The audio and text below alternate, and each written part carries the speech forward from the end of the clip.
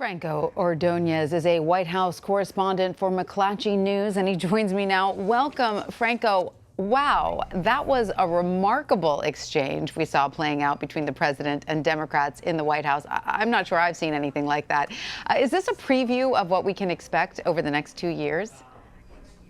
I certainly think it's a preview of the bitter battleness that we are going to see leading up to 2020, especially over the next couple of months. I mean, they were all leaving it. They were definitely leaving it all on the floor there.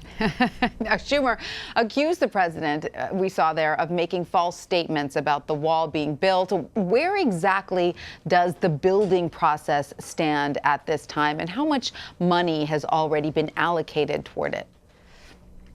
Well, where the wall stands, or the quote-unquote wall is like the existing fencing that was produced under previous administrations with Bush and Obama, who had started to build different fencings in different parts of the border. Trump has put in to repair some of that fencing, but what he really wants is a full, perhaps concrete, strong, beautiful, massive wall that would be much more secure and much more block off those who are trying to enter the country, particularly those entering the country illegally. He hasn't been able to get that kind of funding from Congress, and it's been an extreme sticking point for him because he's been promising that he would, and it would be tough for him to go into 2020 without being able to say that he accomplished that. Sure, that was a promise that he ran his campaign on, for sure. Now, we just heard Pelosi disputing that the president even had support for the wall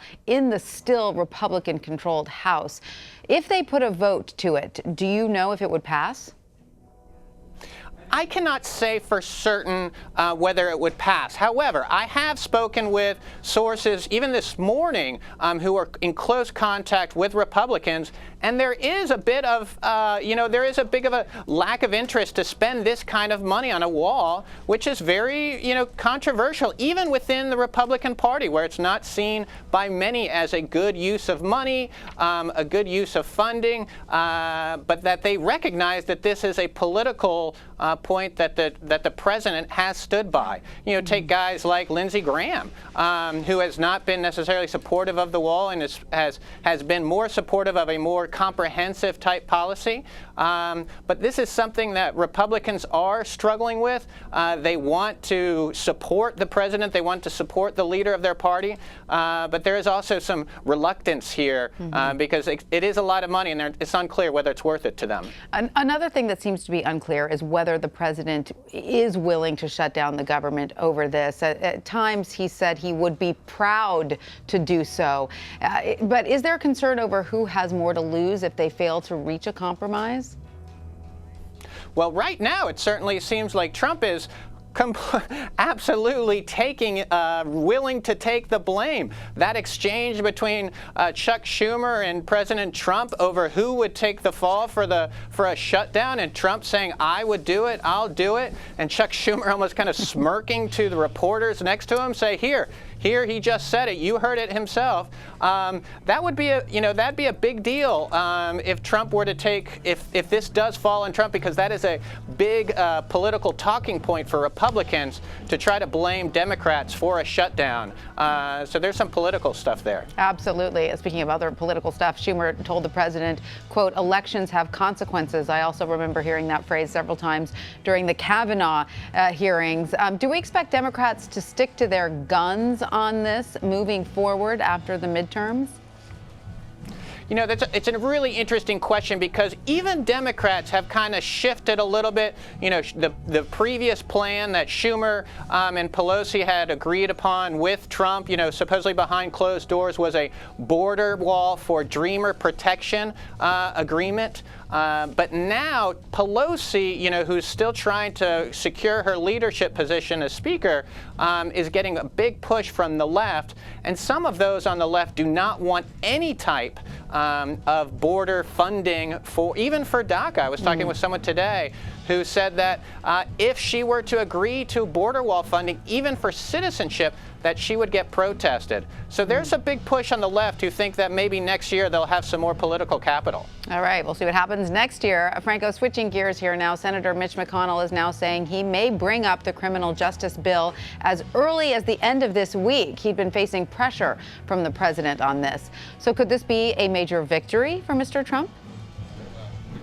I think you could see this as a victory for Trump if this were to go through. Certainly, President Trump and the White House has been pushing this. Republicans have been a bit reluctant to this. McConnell, as well as Cornyn, has talked about how many Republicans either do not support this, are uncertain whether it's worth it, concerned about potential criminal justice consequences, people getting out of prison, how it might look to their constituents.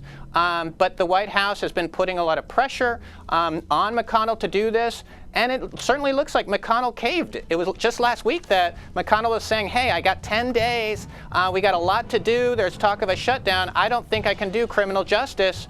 And then today we see this news that he's going to push it forward. That's something. Do you think there was a conversation that took place somewhere in the wings?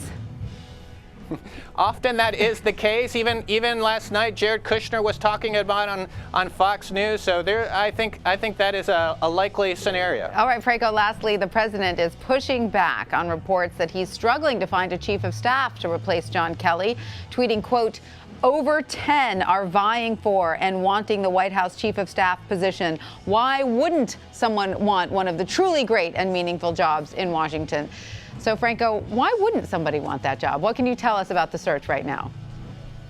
Well, it's gotten to be a pretty difficult job. As you point out, that it used to be one of the most coveted jobs in Washington. I've been talking to Trump people, former White House officials, who are saying now it's almost an impossible job.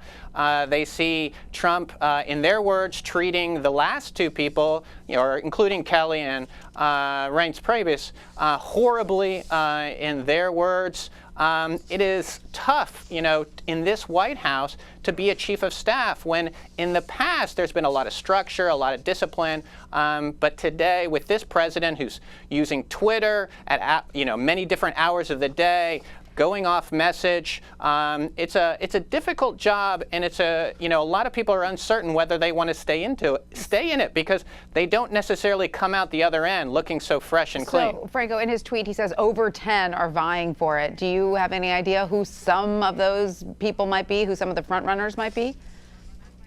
Some of the front runners we've reported on as well. Mark Meadows is someone who's been talked about a lot. I talked to White House officials yesterday about Mark Meadows, who's told me that he was certainly someone who's been considered. Others are Chris Christie. Mnuchin is someone else that's been talked to. David Bossie, the former political strategist. But look, even today in that Oval Office meeting earlier, Trump was asked about it, and he said there was time, that he had time to make this decision. He was in no hurry. That certainly seemed to be a different tone that was taken after earlier saying that Kelly would be gone by the end of the year, and then there was a lot of commotion about Nick Ayers. For him to now be saying we have time and we have a great chief of staff now, it does raise questions about how difficult this search has been for them. It has been tough. Franco Ordonez, thank you so much for your insight. Thanks for having me.